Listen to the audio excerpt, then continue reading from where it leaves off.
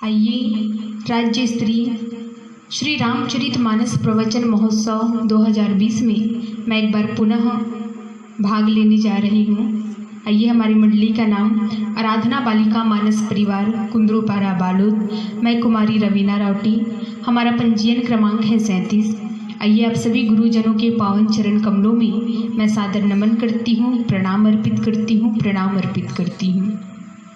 आइए, संत समाज धर्म दर्शन चरित्र की त्रिपथ गंगा ज्ञान भक्ति कर्म साहित्य संस्कृति व सामाजिक रीति नीति का विश्वकोश है यह श्रीमद् रामचरितमानस, जो हमें जीवन दर्शन कराती है।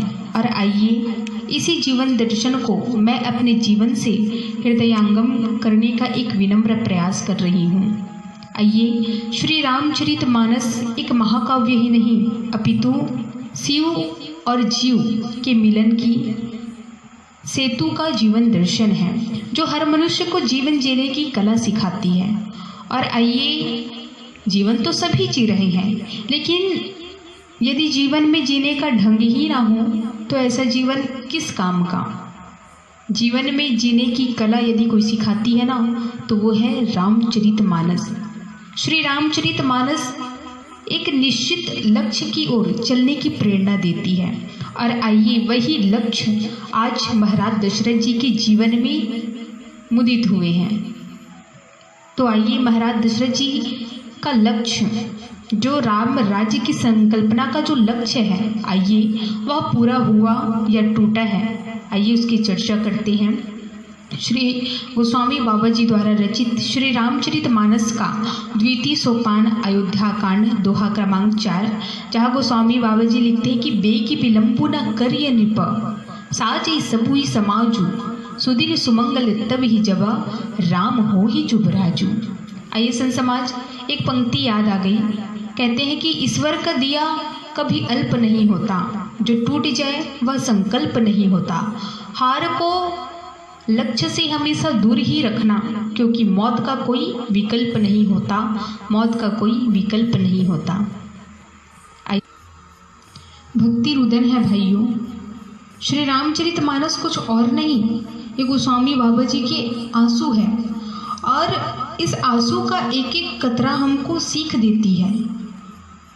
प्रस्तुत प्रसंग में महाराज दशरथ जी द्वारा राम राज्य की संकल्पना से लिया गया है। और आइए, महाराज दशरथ जी मन में विचार करते हैं कि अब मुझे ये कर्तव्य जो है श्री राम को सौंप देने चाहिए। ये जो राज सिंहासन है वो राम जी को, श्री राम को सौंप देना चाहिए। मानस प्रेमी सज्जनों, महाराज दशरथ जी के जीवन में 3 घटनाएं घटित होती है। वरासन के बाद सर्वप्रथम सिंहासन की संकल्पना करते हैं। और आइए, वो 3 घटनाएं कौन कौन सी है, तो गोस्वामी बाबा जी लिखते हैं कि बैठे वरासन राम जानकी मुदित मन दशरथ भयो। दूसरी घटना घटित होती है कि राय सुभाए मुकुर कर दिन्हा बदनु बिलो की मुकुट समदि किन्हा। मानस प्रेमी सज्जनों, तीसरी घटना घटित होती है कि श्रवण समीप भय सित केसा मन हूँ जठर पनु अस उपदेशा। ये 3 घटनाएं महाराज दशरथ जी के जीवन में घटित होती है। पहले आनंद मंगल से विवाह संपन्न होता है। महाराज दशरथ जी जब राज सिंहासन पर बैठते हैं तो दर्पण देखते हैं तो मुकुट टेढ़ा, कान के पीछे के बाल जो है, समीप के बाल जो है सफ़ेद हो जाए रहते हैं। महाराज दशरथ जी को लगता है कि अब जो है ये अवस्था मुझे संकेत दे रही है कि राजन, सिंहासन छोड़ो और अपना जो राज सिंहासन है वो श्री राम को सौंप दो। बुढ़ापा आ गया है। और मानस प्रेमी सज्जनों, महाराज दशरथ जी के मन में राम राज्य की संकल्पना जो है मुदित होती है, इच्छा जागृत होती है कि अब ये जो राज सिंहासन है वो राम को सौंप दिया जाए।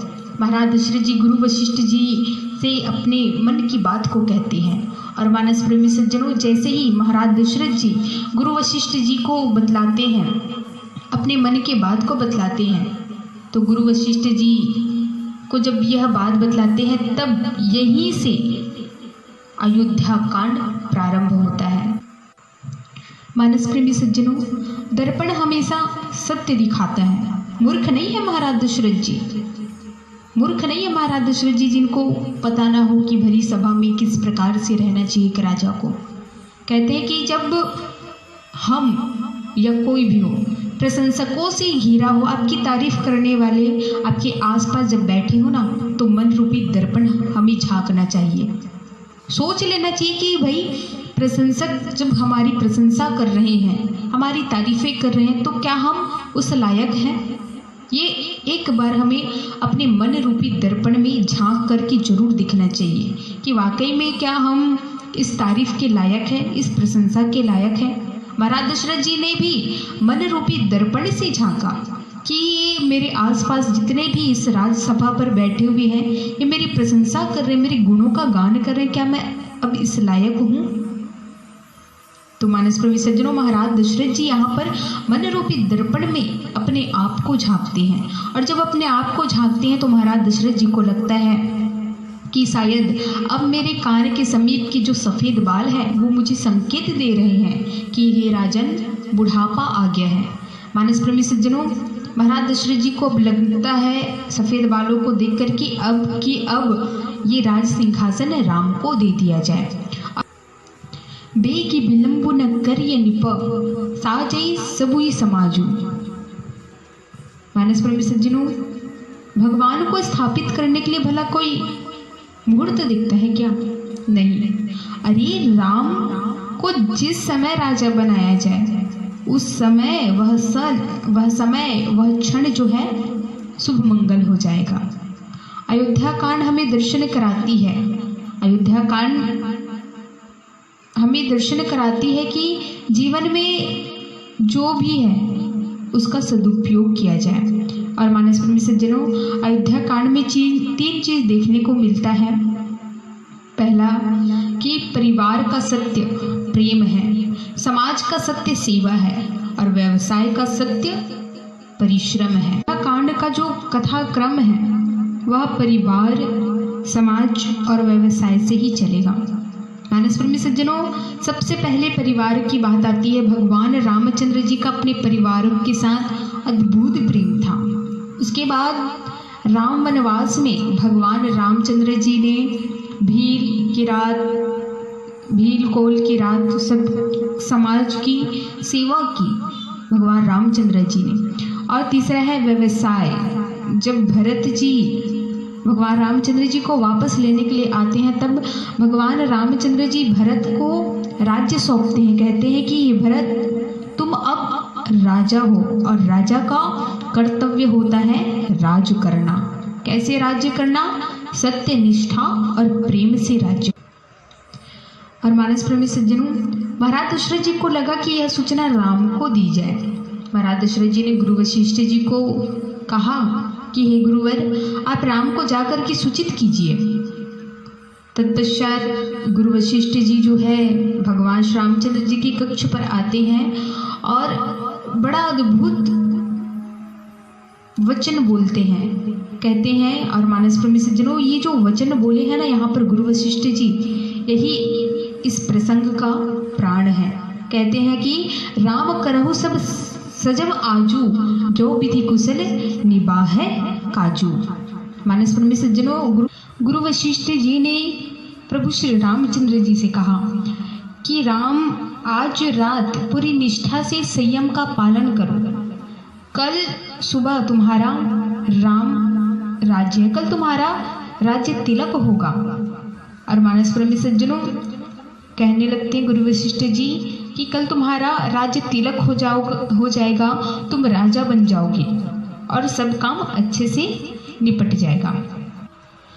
मानस प्रेमी सज्जनों, सत्ता जो है धर्म से जुड़ी है, और गुरु का कर्तव्य होता है कि सत्ताधीश को वह उसका दायित्व समझाए, प्रेरित करे उन्हें। गुरु वशिष्ठ जी प्रभु श्री रामचंद्र जी से कहते हैं कि राम, कल तुम्हारा राज्य तिलक होने वाला है, उससे पूर्व तुम आज रात में ही पूरे निष्ठा से संयम का पालन करो। और मानस प्रेमी सज्जनों, ये कोई इस ऐसी बात कोई राजनेता नहीं कह सकता, यह एक गुरु ही कह सकते हैं कि गुरु का दायित्व होता है कि सत्ताधीश जो कल राज्य करने वाला हो, जिसका कल राज्य तिलक होने वाला हो, उसका दायित्व होता है कि आज रात पूरे समय का वह पालन करे। क्यों? क्योंकि सत्ता जो है धर्म से जुड़ी है। मानस प्रेमी सज्जनों, जैसे ही प्रभु श्री रामचंद्र जी गुरु वशिष्ठ जी के मुखारविंद से सारी बातों को सुनते हैं तो द्रवित हो उठते हैं। उन्हें करुण रुदन पुकार सुनाई देने लगती है। प्रभु श्री रामचंद्र जी जैसे ही करुण रुदन पुकार सुनाई देने लगती है तो उन्हें याद आता है कि पर्वतों पर ऋषियों द्वारा हड्डियों का जो ढांचा बनाया गया है, ऋषियों की हड्डियों का जो ढांचा बना हुआ है, वो सारी चीजें दिखाई देने लगती है। रक्त से भरा घड़ा उनके आंखों में झूलने लगता है। अनेक प्रकार से चिल्लाहट की आवाज उनके कानों पर पड़ने लगती है। प्रभु श्री रामचंद्र जी द्रवित होते हैं और मानस प्रेमी सज्जनों, ये ऋषि मुनियों की पुकार उनकी आंखों में झूलने लगती, सारी चीजें उनको दिखाई देने लगती है। प्रेमी सज्जनों, हर मनुष्य के जीवन में वह संयम की रात आती है जब मनुष्य को कुछ निर्णय लेना होता है, और उसी रात प्रभु श्री रामचंद्र जी और माता जानकी जी के बीच में अद्भुत चर्चा होती है। हर नारी का गौरव होता है कि वह जिस राज्य में विवाह होकर के जा रही है वह उस राज्य की रानी बने। लेकिन प्रभु श्री रामचंद्र जी और माता जानकी जी की जोड़ी एक ऐसी जोड़ी है जिन्होंने जीवन भर दुख और पीड़ा को सहा है। यही गोस्वामी बाबा जी के आंसू है। भगवान का अवतार जिस उद्देश्य से हुआ है, इस उद्देश्य को पूरा करने में माता सीता जी की भूमिका अकथनीय है।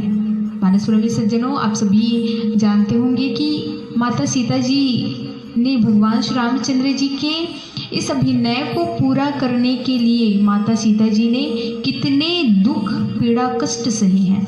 रावण के द्वारा माता सीता जी का हरण हुआ, माता सीता जी लंका में रही, भगवान श्री रामचंद्र जी की प्रतीक्षा करती रही। इतने दुख पीड़ा माता सीता जी ने सहन किए हैं, और यही रामचरितमानस की खासियत है, यही आदर्श है जो हमें सीख देती है, धैर्य की सीख देती, त्याग की सीख देती, समर्पण की सीख। प्रभु की ललित लीला है संसमाज, लेकिन हमें दर्शन करना है भगवान के मानवीय रूप का, और यही रूप, यही आदर्श रूप प्रस्तुत करता है। आइए अयोध्या कांड 4 का आज प्रसंग सारांश आप सभी के बीच में रखने का प्रयास करूं। इस कथा का प्रसंग सारांश है मानस प्रेमी सज्जनों, महाराज दशरथ जी के मन का जो राम राज्य का जो संकल्पना है वह अधूरा रह गया। कहा जाए तो राम राज्य के लिए ईश्वर का नक्शा तैयार ही नहीं हुआ। कैसे? क्योंकि अभी उसके लिए 14 वर्षों का समय और चाहिए था। वो कैसे? तो बोले कर्तव्य की कसौटी के लिए भी 14 वर्षों का समय और चाहिए था, तभी जो है राम राज्य संभव है। और यदि महाराज दशरथ जी का जो संकल्प है यदि वह पूरा हो जाता तो प्रभु श्री रामचंद्र जी अयोध्या के राजा ही बनकर के सीमित रह जाते, सिर्फ अयोध्या के राजा कहलाते, पूरे जगत के राजा नहीं कहलाते, यदि महाराज दशरथ जी का जो संकल्प है वह पूरा हो जाता। और दूसरी बात यह है कि जिस समय महाराज दशरथ जी ने राम राज्य की संकल्पना की थी उसी समय रावण का भी राज्य चल रहा था, और राम राज्य और रावण का राज्य दोनों एक साथ असंभव है, हो ही नहीं सकता। इसलिए पहले राम राज्य के लिए पहले रावण का वध होना अत्यंत आवश्यक है, उसके बाद ही राम राज्य संभव है। कैसा होता है राम राज्य? क्या है राम राज्य? ऐसा आदर्श राज्य जहाँ राजा को चाटुकारिता पसंद ना हो, जहाँ हर जगह सर्वत्र सुख ही सुख, आनंद का अनुभव हो, जो अपने छल कपट को छोड़ करके राजा के द्वार आए। राजा का द्वार हमेशा खुला रहना चाहिए, राजा का द्वार हमेशा जो आदर्श राजा है उसका द्वार हमेशा खुला रहता है, और जो व्यक्ति अपने छल कपट को छोड़ करके राजा के द्वार आए, ऐसा होना चाहिए राम राज्य। और गोस्वामी बाबा जी लिखते हैं कि दैहिक वैदिक भौतिक तापा, राम राज्य कछु नहीं व्यापा। मानस प्रेमी सज्जनों, राम राज्य में कभी दुख आ ही नहीं सकता, और यदि दुख आ भी जाए तो वह किसी को नहीं व्यापता। कागभूषुंडी जी कहते हैं कि राम राज्य नग भेष सुनो, सचराचर जगमाही। जिस घाट में पशु पक्षी मनुष्य सभी जो है एक साथ मिल करके एक ही घाट का पानी पीता हो, वही असली राम राज्य है। तो मानस प्रेमी सज्जनों, ये रही आज की कथा प्रसंग का सारांश। और यदि मुझसे कोई भूल चूक हो गई होगी, यदि मेरे मुख से कोई त्रुटि फूटी निकल गई होगी, तो आप हमें अपने बच्चे समझकर मेरी गलतियों को, मेरी भूल चूक को क्षमा कीजिएगा। जय श्री राम। सादर।